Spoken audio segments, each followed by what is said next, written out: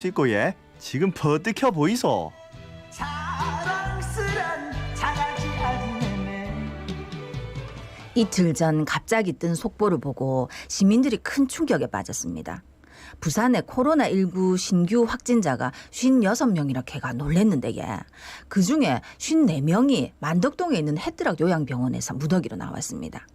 여 있는 환자들 대부분이 몸이 불편하고 연세가 많으신 분들이라 갖고 위험할까 봐 더 걱정인데 그런데 요양병원은 예전부터 환자 면회도 불가능했고 정말 걱정입니다. 부산 해뜨락 요양병원에서 신규 확진자가 54명이 나왔어요. 어제는 뭐 추가 확진자가 없긴 했습니다만 사실 만덕동 하면은 굉장히 좀 강도 높게 이른바 핀셋 방역에 돌입했던 기억이 있는데 상황이 어떻게 된 건지 좀 정리해 주실까요, 일단? 일단 이 대규모의 확진자가 발생했다는 부분을 굉장히 유감스럽게 생각하고요. 특히나 이제 만덕동에서 또 있는 그 요양병원에서 발생했다는 점에서 좀 더 우려를 하는 게 사실입니다. 물론 요양병원에서 이렇게 대규모의 확진자가 발생할 수 있는 가능성은 언제나 있었기 때문에 올해 3월부터 전면 면회를 금지했던 이유가 만약에 이 안에 한 명이라도 확진자가 있으면 이런 식으로 집단 감염의 가능성이 높기 때문에 그랬거든요. 그런데 결국은 부산에 특히나 만덕동에서 이런 대규모의 확진이 상태가 돼서 굉장히 안타깝게 정말 생각하고 있습니다. 그런데 요양병원 환자들 대부분이 거동 불편하시니 고령자이기 때문에 더더욱 이제 코로나19에 취약할 수밖에 없는데 지금 부산에 음압병상 남은 게 7개밖에 없다면서요? 그렇습니다. 지금 문제가 지금도 이번에 확진되었던 분도 80대, 70대 이런 고령분들이 제일 많으시거든요. 특히나 기질환도 일반적인 질환이 아니라 상대적으로 중증의 질환이 있으시기 때문에 요양병원에 계신 겁니다. 그렇기 때문에 이제 이런 분들이 코로나19에 감염되면 위중증으로 진행될 확률이 굉장히 높기 때문에 지금 지역에 위중증 음압병상, 그러니까 중증 환자를 볼 수 있는 음압병상 숫자가 중요한데요. 현재 남은 병상은 7병상 정도로 굉장히 작습니다. 그런데 다행스러운 건 부산, 울산, 경남의 지자체가 이런 병상을 공동으로 관리를 하는 형태로 협의를 만들었기 때문에 만약에 숫자가 늘게 되면 울산이나 경남으로 이송을 해서 치료를 하는 어떤 기반을 마련했다고 생각을 하고 이런 부분에서는 적극적으로 지자체가 이런 좀 유연하게 대처하는 것이 굉장히 중요한데 불경이 좀 선발적으로 이런 그런 부분은 굉장히 잘했다고 생각합니다. 그러니까 부산에서도 유독 좀 만덕동에서 환자들이 속출하고 있어가지고 부산에서 이제 감당이 안 된다면은 울산이나 경남도 뛰어갈 수 있는 여력을 만들어야겠죠. 그렇습니다.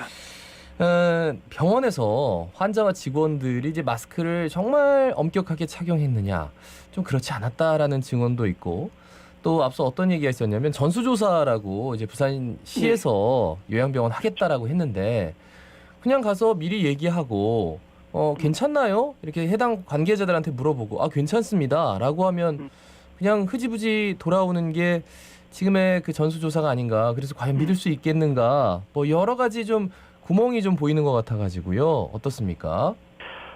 저는 개인적으로 이제 원래 이게 전수조사를 하거나 또 선별검사를 전원 다 한다고 해도 그건 지금 당시에 감염이 있는지 없는지를 구분할 수밖에 없기 때문에 그렇겠죠. 정기적으로 하기에는 굉장히 비용과 인력이 굉장히 어려움이 현실적으로 많습니다.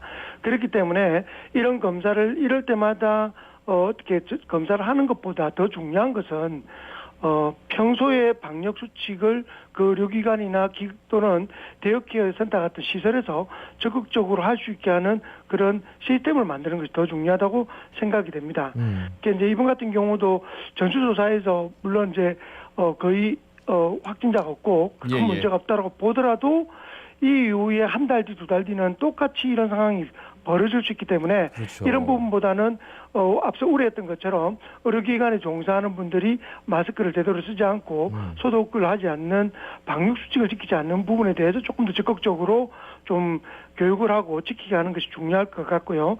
그리고 또 하나는 요양병원이나 이런 데이케어 센터 같은 시설에서 수감 입원해 계시는 환자분이 마스크를 쓰기는 현실적으로 어렵습니다. 네네. 뭐 고령이시기도 하시고 치매가 계신 분도 계시고 그리고 질병 때문에 마스크 특히 보건용 마스크를 쓰지 못하는 분이 많기 때문에 그런 분들에게 마스크를 쓰는 것보다 종사자들이 더욱더 열심히 하고 또 들어오는 유입되는 뭐 식자재라든지 의료약품이라든지 등등 유입되는 경로에서도 네. 감염이 될 수 있기 때문에 이런 부분을 관리하는 것이 더 중요하다고 생각됩니다. 예. 근데 아직 이제 여기 최초 감염자가 누군지는 밝혀지지 않았지만 제일 먼저 확진을 받은 간호사 같은 경우에 뭐 아팠다고 했잖아요. 증상이 있었는데 출근을 했다. 그래서 확진 받기까지 5일 동안 계속 일을 했다. 이렇게 말하던데. 근데 우리 보통 증상이 있고 아프면 출근하지 말아도 현실적으로 저도 그게 안 그렇고 되거든요. 오기도 예, 맞아요. 어느 정도로 아파야지 안 가야 되는가 이거를 참 잘 모르겠거든요.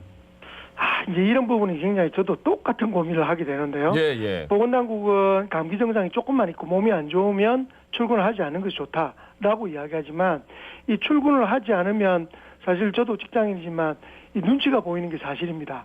그리고 무조건 뭐 그 당일날 내가 몸이 안 좋다고 무조건 결근을 하거나 어쨌든 조퇴를 하거나 하는 게 쉽지 않은 현실이라서 어려움은 있겠으나 네. 지금같이 만독동이나 북구나 조금 이제 위험도가 높은 지역에서는 감기 증상에 해당되는 기본적으로 발열을 동반한 기타의 증상이 있을 때는 조퇴나 또는 집에서 쉬면서 며칠을 지켜보는 것이 현실적으로 코로나19를 예방하는 가장 좋은 길이고 이런 부분에서는 좀 고용주 입장에서도 그렇던 기관의 입장에서도 좀 적극적으로 월차나 연월차를 좀 쓰게 만들어서 좀 배려를 줘야 되지 않을까라는 좀 부탁과 당부의 말씀을 드리고 싶습니다. 사실 코로나19 초창기에는 이런 거 가지고 좀 갈등이 있었는데 요즘은 뭐 아프다 그러면 바로 쉬라고 그래요. 예, 웬만한 회사들도 왜냐하면 회사에 만약에 그렇지. 뭐가 더 생기면 큰, 이게 어마어마한 손해거든요.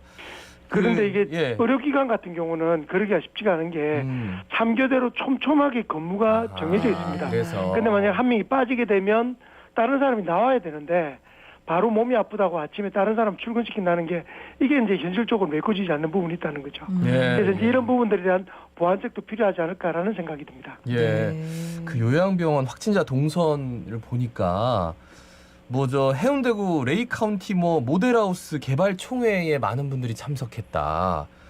근데 거기 개발 총회면 뭐 엄청나게 많은 사람들이 모델하우스에 막 그 바글바글 하지 않았을까? 아니면은 사회적 거리두기가 제대로 지켜졌을까?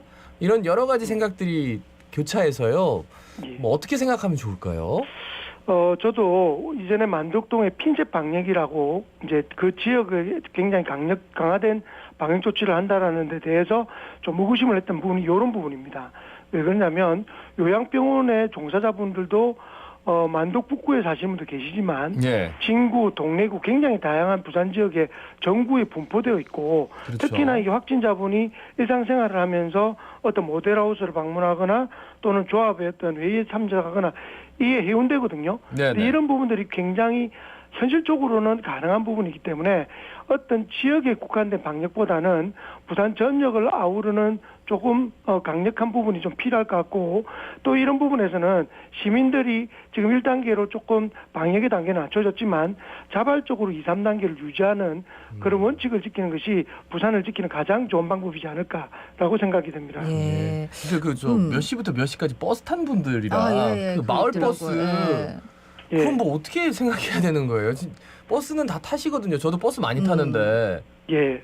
이제 원칙은 마스크 무조건 꼭 쓰시고 특히 이제 겨울이 되어가기 때문에 비말용 마스크, 우리 여름에 썼던 비말용 마스크는 사실 이게 방어하고 또는 확산하는 걸 막는 효과가 떨어지기 때문에 꼭 다시 보건용 마스크를 쓰시고 그리고 버스에 보면 모든 버스에 대부분 손을 소독하는 젤이 다 비치되어 있습니다. 그래서 타면서 한 번 그리고 내리면서 한 번 한다면 버스 내에서도 크게 문제가 없을 것 같고요. 아직까지 날씨가 그리 춥지 않기 때문에 약간만 창문을 열어서 환기하는 거 요 세 가지만 지키시더라도 버스 내에서의 확산은 또는 자기를 지키는 최소한의 방법은 되지 않을까라고 생각이 됩니다. 네, 어쨌든 마스크, 손 씻기, 손 소독 요거 기본만 딱 잘 지켜도 된다. 요거다, 그치? 그렇죠. 아니 그렇습니다. 근데 이 만덕 같은 경우에도 그렇고 요 요양병 그렇고 그동안 사실 방역 당국에서 조용한 전파에 대해서 계속 이제 가능성이 많다 조심해야 된다 했다 아닙니까? 예. 근데 또 결국 이런 일이 벌어져가지고 근데 만덕동 같은 경우에 집합 제한 명령 2주간 더 연장하기로 했는데 예. 어떻게 보십니까? 이런 부분에 대해서는 뭐 2주간 연장하는 부분은 또 당연한 결과이기도 하지만 음식점에 집합 제한을 하는 것은 굉장히 제한적일 수밖에 없다는 거죠. 예. 그 지역에 생활하시는 분한테만 해당되고요. 지금 이런 부분보다는 빨리 이제 역학 조사를 해서 이 접촉자를 찾고 최대한 많은 수의 검사를 좀 진행해서 추가 확산을 막는 것이 지금 부산시에서 가장 시급한 일이라고 생각되고 예. 이 방송을 듣는 청취자 여러분들 어디든 간에 이 조용한 감염은 이루어질 수 있다. 부산 지역 전 지역. 그렇게 해서 내가 내 자신을 지키는 방역수칙을 지키는 것이 가장 중요하다는 것. 뭐 뻔한 이야기 같지만 가장 중요한 핵심이라고 생각이 됩니다. 그 아까 버스 안내 문자 관련해서 한 가지만 더 여쭤볼게요. 이 예. 뭐냐면 1시 56분부터 1시 59분까지 그러니까 3분이에요. 그런데 그러면서 동선이 공개됐어요. 뭐 예. 몇 번 버스를 몇 월 며칠인데 3분 동안 그러니까 어디서부터 어디 방향을 하는데 예. 그러면은 그 CCTV에 그분 어떤 분이 특정한 분이 마스크를 지금 안 썼다 아니면 턱스크를 썼다 뭐 이런 얘기인가요? 이게 왜 이렇게 되는 거죠? 그럴 가능성이 굉장히 많죠. 지금은 이제 동선 공개는 무조건 일방적으로 스쳐 지나갔다고 공개하는 것이 아니라 예. CCTV나 GPS 수신이나 여러 가지 것들을 고려해서 이게 얼마나 위험성이 노출되어 있는지를 보기 때문에 이번 같이 노선버스의 어떤 뭐라고 하죠? 이 CCTV로 확인해서 네네. 아마 그런 위험성이 노출됐기 때문에 이 짧은 시간에 버스를 공개했던 것 같습니다. 그렇기 때문에 이런 부분에서는 뭐 자기가 버스를 탔는데 몇 분대 버스 탔는지를 기억을 잘 못하실 겁니다. 네. 특히나 현금을 내신 분들은 이 카드를 쓰시거나 후불카드는 동선이 파악이 되지만 그러지 않은 부분도 있기 때문에 혹시나 이 해당 버스 타시는 분은 시간대 상관없이 그 즈음이면 위험성이 있다 생각하시고 1339에 전화해서 문의하시기를 부탁드립니다. 그 버스 타면은 입만 이렇게 가린 분들도 있어요. 이렇게 예. 처음에는 그렇죠. 코까지 가린 다음에 아마 그런 게 아닌가. 그 버스 저도 타실 그렇게 때, 지하철 타실 때 그거 완전히 이렇게 버스 마스크 잘 착용하시라 그 말씀을 좀 드리고 싶어서요. 그렇습니다. 그래요. 그 만덕동 집합 제한 명령 2주간 더 연장하기로 했는데 아까 저 말씀을 드렸으니까 그거 좀 잘 좀 지켜줬으면 좋겠는데 너무너무 답답해하실 것 같아요. 많은 분들이. 그래요. 오늘 말씀 잘 듣기는 말씀. 부산을 사랑하는 청취자 여러분들이 각자의 어떤 보건이 다른 사랑하는 가족들을 지키는 방법이니까 정말 아름다운 부산, 건강한 부산 만들기를 부탁드립니다. 그래요. 말씀 잘 들었습니다. 고맙습니다. 예, 고맙습니다. 네, 지금까지 대한가정의학회 한성호 코로나19 비상대책위원이었습니다. 자, 오늘 아침 아침의 생각 첫 번째 뉴스입니다.